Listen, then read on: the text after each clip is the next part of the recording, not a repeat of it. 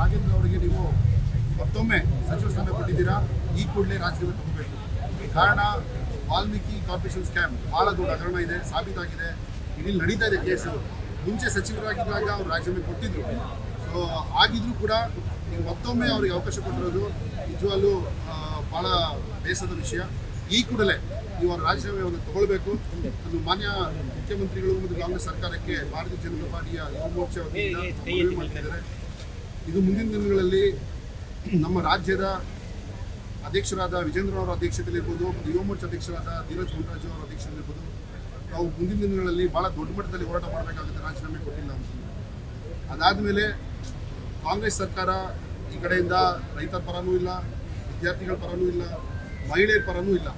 ನಾವೆಲ್ಲರೂ ಶ್ರೀಯುತ ಪ್ರಧಾನಿಗಳು ನರೇಂದ್ರ ಮೋದಿ ಅವರು ಡೆಲ್ಲಿಯಲ್ಲಿ 33% ಬಿಲ್ ತರಬೇಕು, ಮಹಿಳೆಯರು ಕೂಡ ನಾವು ಎಂಕರೇಜ್ ಮಾಡಬೇಕು, ಪ್ರೋತ್ಸಾಹ ನೀಡಬೇಕು ಅನ್ನೋ ದೃಷ್ಟಿಯಲ್ಲಿ ಅವ್ರು ಕೆಲಸ ಮಾಡ್ತಿದ್ರೆ, ಈ ಕಾಂಗ್ರೆಸ್ನವ್ರಿಗೆ ಪ್ರಿಯಾಂಕಾ ಗಾಂಧಿ ಅವರು ಒಂದು ಕಡೆ, ಸೋನಿಯಾ ಗಾಂಧಿ ಅವರು ಒಂದು ಕಡೆ ಸಾಕು, ಮಹಿಳೆಯರು ಯಾರು ಬೇಡ ಅನ್ನೋ ನಿಟ್ಟಿನಲ್ಲಿ ಇವತ್ತು ರಾಜ್ಯದಲ್ಲಿ ಒಬ್ರಿಗೂ ಕೂಡ ಒಂದು ಸಚಿವ ಸ್ಥಾನ ಕೊಟ್ಟಿಲ್ಲ.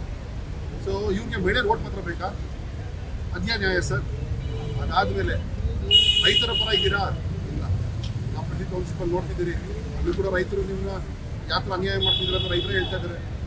ವಿದ್ಯಾರ್ಥಿಗಳ ಪರ ಇದ್ದೀರಾ? ವಿದ್ಯಾರ್ಥಿಗಳು ಬಂದು ರೋಡ್ನಲ್ಲಿ ಹೋರಾಟ ಮಾಡಿದ್ರು, ರಾಜ್ಯದಲ್ಲಿ ಯಾರು ಕೂಡ ನೋಡಲ್ಲ. ಧಾರವಾಡದಲ್ಲಿ, ಡೆಲ್ಲಿಲೇನಾದರೂ ಆದರೆ ಓಡೋಗ್ತಾರೆ ಮಾನ್ಯ ಮುಖ್ಯಮಂತ್ರಿಗಳು.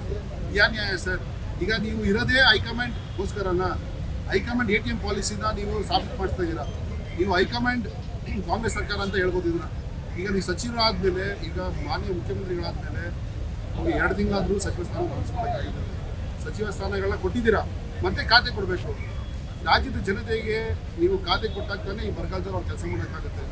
ಕಾಂಗ್ರೆಸ್ ಸರ್ಕಾರಕ್ಕೆ ಇರ್ಬೋದು, ಮಾನ್ಯ ಮುಖ್ಯಮಂತ್ರಿಗಳಿರ್ಬೋದು, ಅಥವಾ ಎಲ್ಲ ಕಾಂಗ್ರೆಸ್ ನಾಯಕರಿಗಿರ್ಬೋದು, ಏನಾದರೂ ರಾಜ್ಯದ ಜನತೆಯ ಪರವಾಗಿ ಸಾಮಾಜಿಕವಾಗಿ ಏನಾದರೂ ಸೇವೆ ಮಾಡಬೇಕು ಅಂತಿದ್ದರೆ ನೀವು ಈ ತಡ ಮಾಡ್ತಿರಲಿಲ್ಲ.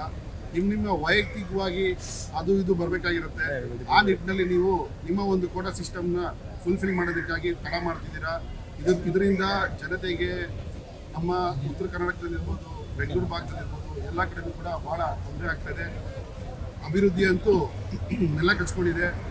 ಯಾವುದೇ ರೀತಿಯ ಕೆಲಸ ಇಲ್ದಿರುವಂಥ ನಡೀತಿರೋ ವೀಕೆಸ್ಟ್ ಸರ್ಕಾರ ಅಂತಂದರೆ ಕಾಂಗ್ರೆಸ್ ಸರ್ಕಾರ.